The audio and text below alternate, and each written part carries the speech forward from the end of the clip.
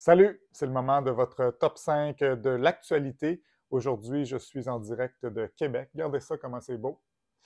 Je suis là pour une conférence. Donc, voici les 5 nouvelles qui ont attiré mon attention aujourd'hui. En cinquième position, Alexandre Leduc doit gérer ses émotions. C'est une nouvelle, c'est un texte en fait d'Antoine Robitaille dans le Journal de Montréal. Il nous rappelle dans ce texte-là, parce que hier, Alexandre Leduc de QS a dit à Simon Jolin Barrette, fuck you, à la période de questions, en fait, hors micro un petit peu. Mais bon, ça a été entendu parce que Simon Jolin Barrette a refusé de faire enlever les mots exploitation des femmes, des mots interdits à l'Assemblée nationale, et ça a bien fâché Alexandre Leduc. Il y a plein de mots interdits comme ça. Il y en a certains qui n'ont pas rapport, genre aigrefin ou prince consort de je sais pas quoi. Mais donc, il y a maintenant aussi exploitation des femmes.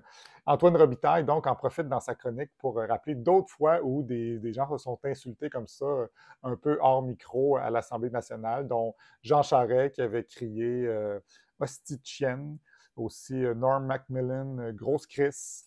Ensuite de ça, Christine Saint-Pierre qui avait traité Pauline Marois de vache, je pense. Quelqu'un d'autre avait dit mange donc de la marde. Donc voilà, les députés peuvent être aussi colons que nous à l'Assemblée nationale.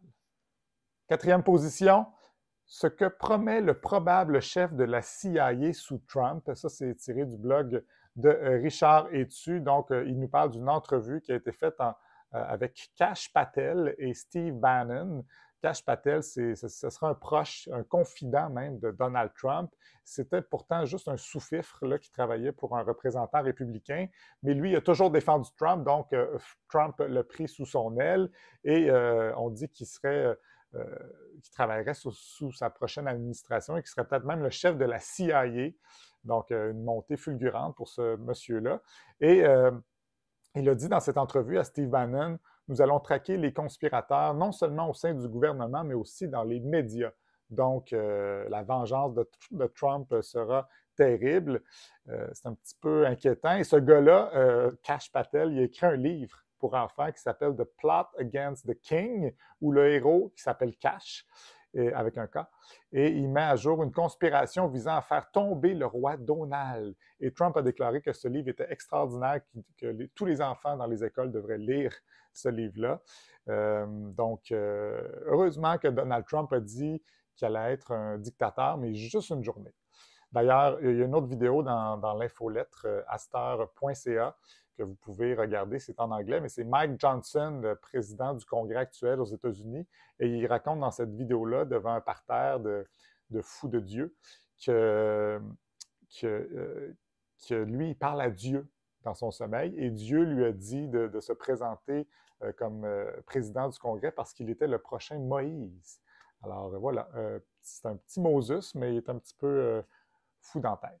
Troisième position, bon, ça c'est un titre du site La Clique du plateau, là, c'est pas toujours glorieux, mais la coucou se demande pourquoi autant de gens tombent en pleine conférence de presse. J'essaie d'éviter les qualificatifs de coucou, mais il est question ici de Héloïse Bois, qui est une personne un peu louche, donc qui remettait en question les vaccins, les mesures sanitaires, etc. Et elle a dit que Valérie Plante, qui s'est évanouie en conférence de presse, c'est à cause des vaccins et qu'il y aurait une recrudescence d'évanouissement comme ça parce qu'elle en voit beaucoup. Donc, sauf que c'est tellement facile de trouver des montages de gens qui s'évanouissent à la télé. Vous avez juste à googler ça, puis il y en a plein là, sur YouTube. Donc, c'est encore le problème avec ces gens-là, c'est qu'ils comprennent rien aux statistiques, on dirait. Puis, toutes les théories du complot sont un peu basées là-dessus. Donc, prendre des anecdotes, puis en faire comme si c'était des tendances. Et on a encore un bel exemple dans ce cas-ci. Deuxième position, Japon, de la bouse de vache à la conquête de l'espace. Ça, c'est dans le Journal de Montréal.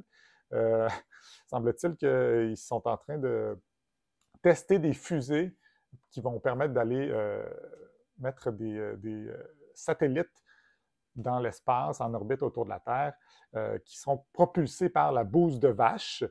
comme quoi allumer ses pets, ben, c'est peut-être pas si fou que ça.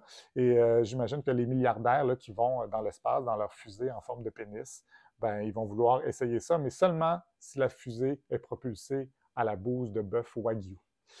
Et en première position, dans la presse, vente de passeports en Dominique, un sésame qui rapporte 448 millions. On dit que les deux personnes impliquées, en fait, une des deux personnes surtout impliquées dans le meurtre de Daniel Langlois en Dominique et de son épouse, ben lui, il était aussi impliqué dans l'espèce de commerce de passeports qu'il y a en Dominique. Donc, il y a des gens qui achètent des passeports parce que le passeport dominicain donne accès à plusieurs pays là, qui, contrairement aux États-Unis, qu'on a besoin souvent c'est ça, comment on appelle ça, là? En tout cas, une affaire là, qui mettent dans ton passeport, il faut que tu payes, puis c'est compliqué d'accéder à ces pays-là. Donc, c'est ça. Et il y a des gens qui payent 200 000 US pour un visa. Un visa. Donc, 200 000 US pour accéder à un terrain, acheter une sorte de terrain en Dominique, puis ça leur donne le droit d'avoir un passeport. Et là, ben, lui, il est impliqué là-dedans. Puis, il y a des riches Américains aussi qui achètent ça parce qu'ils ont peur que ça soit bientôt la fin du monde, là, que les États-Unis virent sur le top, puis qu'ils doivent déménager, se sauver de l'apocalypse. Donc, ils achètent une terre en Dominique pour se sauver de cette fin du monde-là. Mais bon, tout ça, toute cette histoire-là, cet assassinat-là, c'est dû à cause d'une chicane de voisins. C'est assez terrible quand même. Donc, le monsieur en question, qui a commandité ce meurtre-là, il est passible de la peine de mort par pendaison, qui est encore possible là-bas.